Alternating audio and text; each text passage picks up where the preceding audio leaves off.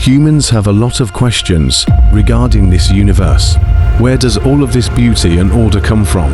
From the biggest galaxies, moving at extraordinary speeds, to the planets, each with its own set of laws, from the perfect balance in the tilt and rotation of the Earth, to the perfection of every atom that makes up all that we see, from the communication of the honeybee dancing to communicate the location of fields of flowers, to the wonderful and breathtaking metamorphosis of the caterpillar into butterflies, from the strength of the woodpecker burrowing holes in the trunk of trees without any harm to its beak or brain, to the camouflage ability of squid, changing colors to distract its predators. Is it possible that all of these evolved from single-cell organisms over a period of billions of years? Can all of these come from nothing? These are questions that have baffled scientists and thinkers for years. The prevailing explanation given by scientists up until the early 20th century that the universe had always existed and would forever exist with its infinite size.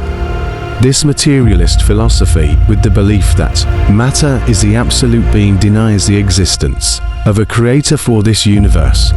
Thinkers like Karl Marx and George Politzer were of this opinion, that the universe was not created, and that if it were created by God, then it had to come from nothing, which is something that science cannot accept. Many experiments, observations, and calculations carried out by scientists in the 20th century have debunked the static universe model of the 19th century and have affirmed that the universe indeed had a beginning, which was a massive explosion called the Big Bang. Is it possible that this universe with stars and galaxies, billions of light years away from each other, has come from nothing? What was before the Big Bang? Physics allows us to keep tracing the timeline of events that led to this universe backwards to a time where there was no stable matter. This is what is referred to as the Grand Unified Epoch. Going back a bit further, we have the Planck Epoch, a period so early in the history of the universe that the theories of physics begin to crumble. Trying to explain things beyond this point just leads to speculative physics, and we do not currently have the tools to explain what happened before the Big Bang. Is it safe at this point to look towards theories that claim that the universe indeed had a creator? A creator that is eternal and the source of everything. Is it the only thing that can save us from the endless loop of theories that try to explain what was before the Big Bang? If at this point we still believe that there was no creator, then let's explore what we have been able to achieve as a species. Take a look around you. We are constantly surrounded by thousands, if not millions, of the inventions of man. From the primitive to the very sophisticated.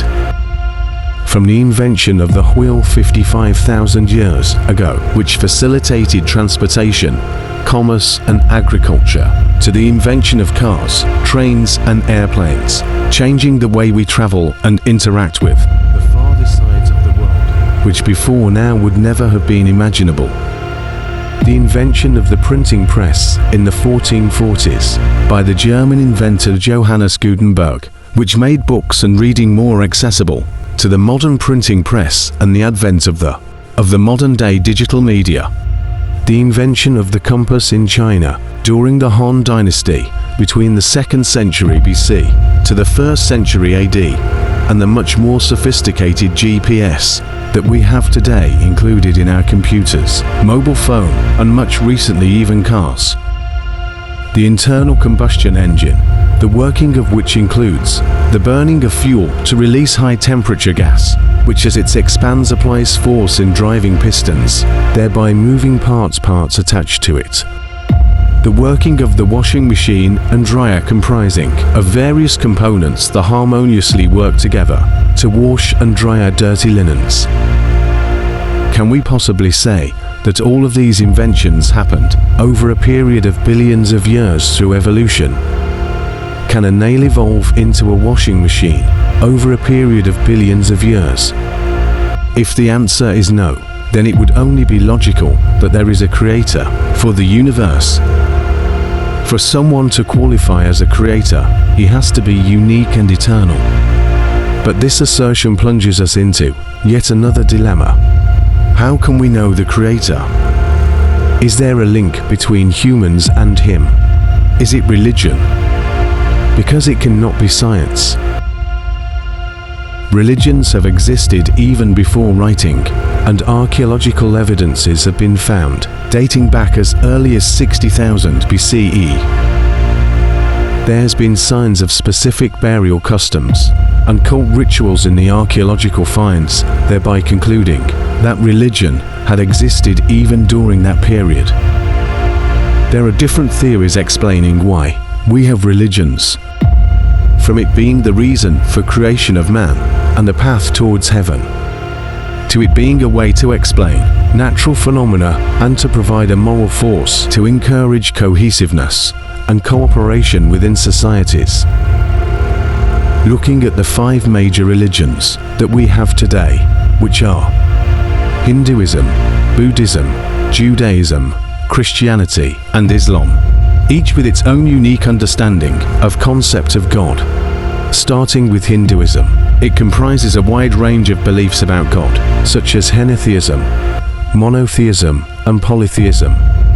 Majority of Hindus believe in one supreme God, having everything as part of and a manifestation of him. However, they also believe that the Brahman's qualities and powers may be represented by a great diversity of deities, all of which emanate from the Brahman. This takes us to the understanding that everything is God, and he comes as a man or woman, an animal, or half human, half animal.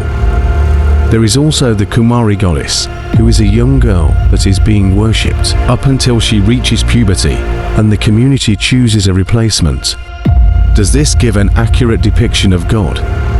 Moving on to Buddha, the founder of Buddhism, viewed gods as sentient beings, trapped in the same cycle of suffering as humans, but he did not deny the existence of gods, and did not believe they are of much use to man.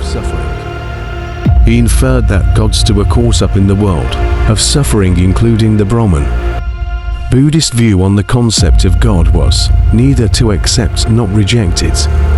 Gods were involved in the circle of rebirth, like all other beings, and eventually, they too would disappear.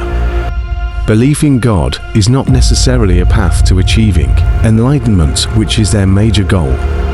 The next 3 religions are Judaism, Christianity, and Islam, all of which are considered Abrahamic religions.